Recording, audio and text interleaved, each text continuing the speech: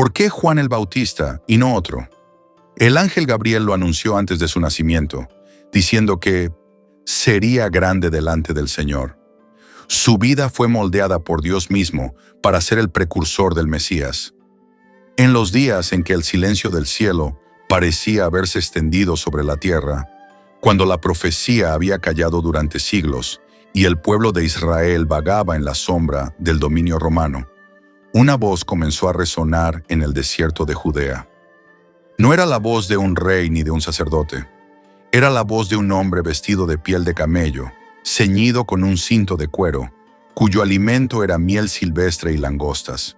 Su nombre era Juan, hijo de Zacarías y Elizabeth, consagrado desde el vientre para un propósito divino: preparar el camino del Señor. Voz del que clama en el desierto: preparad el camino del Señor, enderezad sus sendas. Isaías 43, cumplido en Mateo 3:3. Desde los montes áridos, su palabra era como un trueno que rompía la quietud del desierto. No hablaba con el lenguaje adornado de los fariseos, ni con la lógica fría de los escribas. Hablaba con fuego. Su mensaje era una espada de doble filo. Arrepentíos, porque el reino de los cielos se ha acercado. Mateo 3:2. Aquella frase, tan sencilla, contenía siglos de expectativa. Israel había esperado al Mesías, al ungido que restauraría la gloria perdida de David. Pero Juan no les habló de política ni de guerra, sino del alma. Les anunció que el verdadero reino no sería levantado con ejércitos, sino en el corazón de los hombres. Los que lo oían quedaban estremecidos. Multitudes salían desde Jerusalén, Judea y toda la región del Jordán para escucharle. En sus ojos ardía la convicción del Espíritu, y su voz parecía la de un antiguo profeta renacido. Algunos decían que era Elías vuelto a la vida, pues también Elías había vestido con un manto tosco y había confrontado a los reyes con valentía.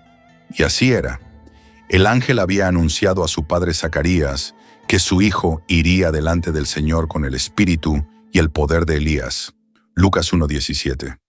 Su misión no era crear una religión nueva, sino despertar a los corazones dormidos para recibir al Mesías. Juan no buscaba seguidores para sí.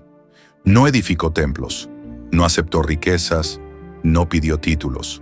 Su púlpito era la arena, su congregación los quebrantados, su voz el eco del Espíritu que aún llamaba a un pueblo endurecido. El hacha está puesta a la raíz de los árboles, y todo árbol que no da buen fruto es cortado y echado al fuego. Mateo 3:10. Su predicación no era cómoda, no prometía prosperidad, sino fuego purificador. No ofrecía comodidad, sino arrepentimiento. En sus palabras se oía la advertencia de los profetas antiguos. El Mesías venía, pero con él vendría también el juicio.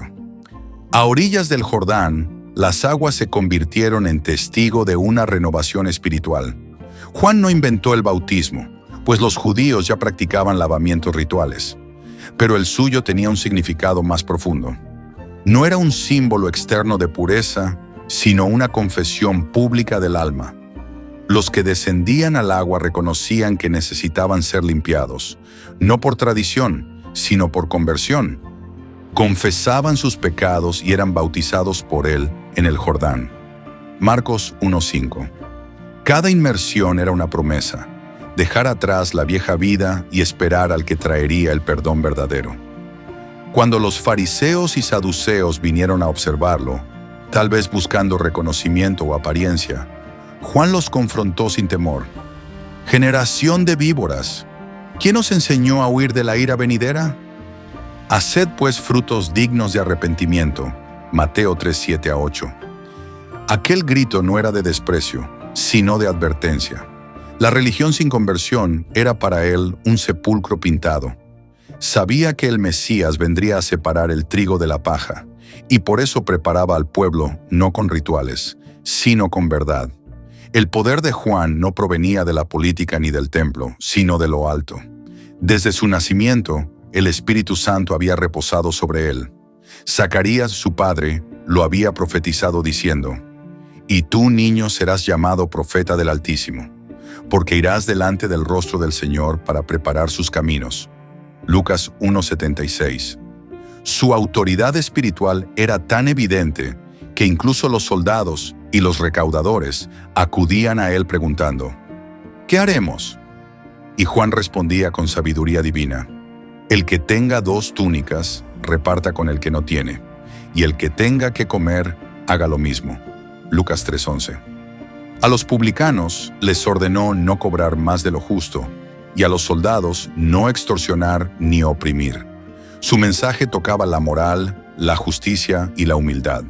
Juan era el profeta del puente, el último del Antiguo Testamento y el primero en anunciar el cumplimiento del Nuevo. Su voz era la transición entre la sombra y la luz. Él no se presentaba como el Mesías, sino como el heraldo del Mesías. Yo no soy el Cristo, dijo, sino que he sido enviado delante de él. Juan 3:28. Y añadió con humildad inmortal: es necesario que él crezca y que yo mengüe. Juan 3:30. El desierto fue su morada y su escuela. Allí aprendió a escuchar la voz de Dios sin distracciones humanas. El viento, la arena, la soledad, todo se convirtió en su templo. Como Moisés, como Elías, como tantos que fueron formados lejos del bullicio, Juan fue tallado en la soledad para hablar con poder cuando llegara el tiempo. Y el tiempo llegó.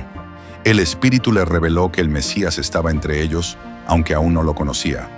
Le fue dicho: aquel sobre quien veas descender el Espíritu y permanecer sobre él, ese es el que bautiza con el Espíritu Santo. Juan 1:33. Su misión, entonces, se tornó en expectativa. Cada rostro que veía acercarse al Jordán podía ser el rostro del Mesías. Cada bautismo era una preparación, una espera, una oración al cielo. ¿Eres tú, Señor, el esperado? Y así, entre la multitud, un día apareció Jesús de Nazaret. Su rostro no tenía el brillo de los príncipes, ni la pompa de los sacerdotes, pero en sus ojos habitaba una luz eterna. Juan sintió temblar su espíritu. Había llegado la hora. No había escolta ni séquito, ni signos de realeza. Solo un hombre sencillo, con el paso sereno de quien conoce su destino. Juan, al verlo, sintió que el espíritu dentro de él se estremecía. Su voz, que tantas veces había tronado con firmeza, ahora tembló con reverencia. Yo necesito ser bautizado por ti, ¿y tú vienes a mí? Mateo 3:14. Aquel instante era un misterio más profundo que las aguas del Jordán. El profeta, el mensajero, se encontraba frente al cumplimiento de todo lo que había anunciado. El hombre que bautizaba para el arrepentimiento estaba ante aquel que no tenía pecado. Jesús, con humildad insondable, respondió: deja ahora, porque así conviene que cumplamos toda justicia. Mateo 3:15. El Hijo de Dios no necesitaba arrepentirse, pero se sumergió en las aguas para identificarse con la humanidad caída, para tomar sobre sí el peso de los hombres, para santificar lo que estaba contaminado. En ese acto, el agua del Jordán se convirtió en símbolo del nuevo pacto que estaba por comenzar.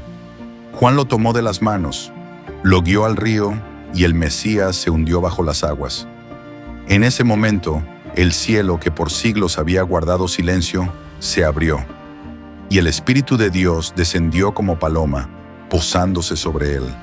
Y se oyó una voz, no desde la tierra, sino desde lo alto: este es mi Hijo amado, en quien tengo complacencia.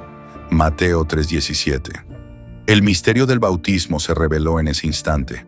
Allí, en un solo cuadro, el universo contempló la presencia de la Santísima Trinidad.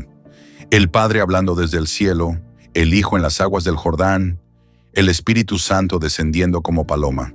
Era el anuncio visible del comienzo del ministerio de Cristo. El cielo testificó que aquel carpintero de Nazaret era el Hijo eterno del Dios viviente. El bautismo de Jesús no fue un acto de purificación, sino de consagración. Jesús fue bautizado antes de ofrecerse a sí mismo como sacrificio. En ese momento, el río se convirtió en altar y las aguas en símbolo de muerte y resurrección. El acto fue también un gesto de sustitución. El inocente descendía a las aguas donde los pecadores confesaban sus faltas, para tomar su lugar y redimirlos. Cada gota que tocó su piel anunciaba la cruz. Cada movimiento en las aguas presagiaba el sepulcro y la resurrección.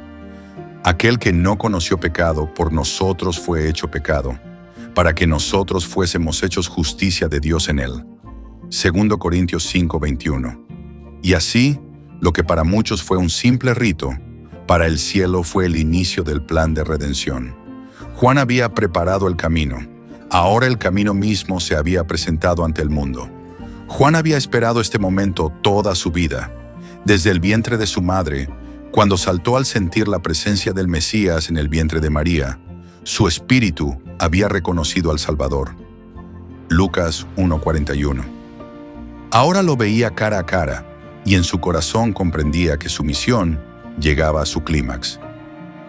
He aquí el Cordero de Dios, que quita el pecado del mundo. Juan 1:29. Con esas palabras Juan selló su testimonio. Llamó a Jesús el Cordero, porque entendía, por revelación divina, que Él sería el sacrificio perfecto.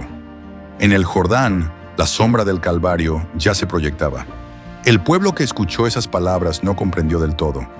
Ellos esperaban un libertador político. Juan, sin embargo, señalaba a un libertador espiritual. Jesús no venía a liberar de Roma, sino del pecado. No venía a coronarse con oro, sino con espinas. El bautismo fue entonces la proclamación pública del Mesías.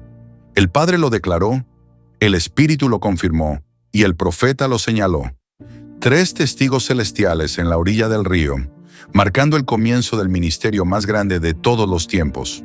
El evangelista Lucas escribe: Y aconteció que cuando todo el pueblo se bautizaba, también Jesús fue bautizado, y orando el cielo se abrió. Lucas 3:21. El cielo abierto es un símbolo de restauración. Desde la caída del hombre, la comunión entre Dios y su creación había sido interrumpida. Pero ahora, al entrar el Hijo en las aguas, esa separación comenzaba a cerrarse. El cielo volvía a mirar a la tierra con favor. El Espíritu Santo, en forma de paloma, no descendió como fuego ni como rayo, sino con mansedumbre. Era la señal de la reconciliación. El mismo Espíritu que se movía sobre las aguas en la creación ahora se posaba sobre el Hijo en la redención. La paloma es símbolo de pureza, de paz, de la nueva creación. Así como Noé liberó una paloma que trajo una rama de olivo, anunciando que las aguas del juicio habían cesado, ahora el Padre enviaba su Espíritu sobre Cristo, anunciando que el tiempo de la gracia había comenzado. Juan miró a Jesús alejarse del Jordán y comprendió que su papel estaba cumplido. Había sido la voz, pero ahora la palabra misma hablaba. Había sido la lámpara, pero la luz verdadera brillaba sobre el mundo. Cuando algunos de sus discípulos comenzaron a seguir a Jesús, Juan no se entristeció. Dijo con serenidad: El que tiene la esposa es el esposo, mas el amigo del esposo, que está a su lado y le oye, se goza grandemente de la voz del esposo. Juan 3:29. En esa imagen nupcial, Juan expresó la alegría del que cumple su propósito. Él no buscó la gloria, buscó preparar los corazones. Era el heraldo del rey, no el rey. Y cuando el rey apareció, su alma se regocijó. El bautismo de Jesús también revela un principio eterno. La obediencia abre el cielo. Jesús no necesitaba ser bautizado, pero lo hizo para cumplir toda justicia. Su obediencia perfecta provocó que el Padre hablara desde lo alto. De igual modo, cada acto de obediencia en la vida del creyente atrae la voz y la presencia de Dios. El cielo se abre donde hay sumisión, donde el alma se rinde, donde el corazón se alinea con la voluntad divina. Así el bautismo de Jesús no solo es un hecho histórico, sino una llave espiritual. Enseña que la verdadera grandeza no está en el poder ni en la fama, sino en hacer la voluntad del Padre, incluso cuando no se comprende del todo. Tras su bautismo, Jesús fue llevado por el Espíritu al desierto. Allí sería probado por 40 días, mientras Juan continuaba bautizando y proclamando la venida del reino. Pero la historia ya había cambiado. El Mesías estaba entre ellos. Juan no sabía que su camino pronto lo conduciría hacia la prisión y el martirio, pero tampoco lo temía. Su corazón estaba en paz, porque había cumplido su misión: presentar al Hijo de Dios al mundo. Juan el Bautista, el profeta que había estremecido a una nación, ahora era el prisionero de un rey. Pero incluso tras los muros de una cárcel, su voz no se apagó. Herodes Antipas, tetrarca de Galilea, había oído hablar de Juan. Lo había escuchado con temor y respeto, porque sabía que aquel hombre hablaba con la verdad de Dios. Sin embargo, Juan no se detuvo ante su autoridad terrenal. Cuando el profeta vio el pecado del gobernante, lo confrontó sin miedo. «No te es lícito tener la mujer de tu hermano». Marcos 6:18. Herodes vivía en adulterio con Herodías, la esposa de su hermano Felipe. Aquella denuncia pública humilló al tetrarca ante el pueblo. Herodías, llena de rencor, juró venganza. Juan fue arrestado y encarcelado en la fortaleza de Maqueronte, una prisión que dominaba los desiertos de Perea. Entre las sombras de aquel lugar, el profeta aguardaba. El mismo que había visto el cielo abrirse sobre el Jordán, ahora veía solo piedra y hierro. Pero incluso allí, su espíritu permanecía firme. No había duda en su alma, solo una pregunta humana que brotaba desde el silencio del encierro. ¿Eres tú el que había de venir o esperaremos a otro? Mateo 11:3. Muchos han juzgado esas palabras, pero en ellas no había incredulidad, sino anhelo. Juan no dudaba del poder de Jesús, solo buscaba comprender el plan. Él había esperado al Mesías que traería juicio y restauración, y ahora oía que Jesús predicaba compasión y sanidad. Desde la celda no veía los milagros, solo el silencio. Jesús, al oír la pregunta, no se ofendió. Respondió con ternura y poder: «Id y haced saber a Juan lo que oís y veis. Los ciegos ven, los cojos andan, los leprosos son limpiados, los sordos oyen, los muertos son resucitados, y a los pobres es anunciado el Evangelio». Mateo 11:4-5. No le envió promesas de liberación, sino señales del cumplimiento profético. Le recordó las palabras de Isaías 35, 5-6, y así confirmó que el reino ya estaba en movimiento. Era la forma divina de decirle: «Sí, Juan, tu misión ha sido cumplida. El Mesías ha venido», y cuando los mensajeros partieron, Jesús miró a la multitud y habló de Juan con una grandeza que resonaría por los siglos. «Entre los nacidos de mujer no se ha levantado otro mayor que Juan el Bautista». Mateo 11:11. Mientras tanto, Herodías tramaba la caída del profeta. Llegó el día del cumpleaños de Herodes, y en medio del banquete, su hija Salomé danzó ante los invitados. Su danza complació tanto al rey, embriagado de vino y vanidad, que le prometió: «Pídeme lo que quieras y te lo daré, aunque sea la mitad de mi reino». Marcos 6:22-23. La joven, instruida por su madre, respondió: «Dame en un plato la cabeza de Juan el Bautista». El salón se congeló. Herodes, temeroso de perder su honor ante los presentes, accedió a la petición. Así, mientras la música se apagaba y la risa se transformaba en silencio, el verdugo descendió a la prisión. Juan, el profeta del desierto, el heraldo del reino, fue llevado ante la espada. No hay registro de sus últimas palabras, pero el eco de su vida entera era una sola proclamación: «He aquí el Cordero de Dios».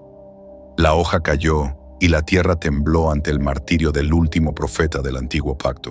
Su cabeza fue llevada al banquete en un plato, símbolo grotesco del poder humano frente a la santidad divina. Pero mientras Herodes celebraba en su palacio, el cielo recibía a su siervo con gloria. Bienaventurados los que padecen persecución por causa de la justicia, porque de ellos es el reino de los cielos. Mateo 5:10. La muerte de Juan no fue el fin, sino el principio del testimonio. Sus discípulos, llorando, tomaron su cuerpo y lo sepultaron. Luego fueron y contaron a Jesús lo sucedido. Mateo 14:12. Al oírlo, el maestro se apartó a un lugar desierto, en silencio. El Hijo de Dios lloró al profeta que había abierto el camino para él. Juan no vio con sus ojos la cruz ni la resurrección, pero su vida fue el preludio del sacrificio. Como Elías fue llevado antes de ver el fuego descender, su sangre selló el mensaje que había predicado. La verdad no muere, aunque el mensajero sea silenciado. Su austeridad, su celo, su pureza y su obediencia lo hacían el instrumento perfecto para preparar el corazón del pueblo. En un mundo religioso y corrupto, Juan representó la pureza de la voz profética. No buscó el aplauso de los hombres, sino la aprobación del cielo. El espíritu de Elías reposó sobre él, no solo en poder, sino en propósito, llamar al pueblo al arrepentimiento antes de la manifestación del Señor. Por eso, Jesús no pudo ser bautizado por otro. Solo un profeta lleno del Espíritu desde el nacimiento podía realizar ese acto que uniría el antiguo y el nuevo pacto.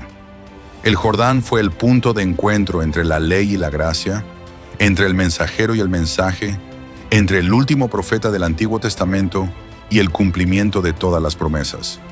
Porque todos los profetas y la ley profetizaron hasta Juan. Mateo 11:13. Después de él, la palabra profética ya no anunciaría al Mesías venidero, sino que testificaría del Mesías presente. El legado de Juan el Bautista trasciende su tiempo. Su voz todavía resuena en cada predicador que clama por justicia, en cada alma que llama al arrepentimiento, en cada corazón que prepara el camino para el Señor. Fue el primer mártir del Evangelio y el puente entre dos mundos, el de la ley, que mostraba el pecado, y el de la gracia, que lo redimía.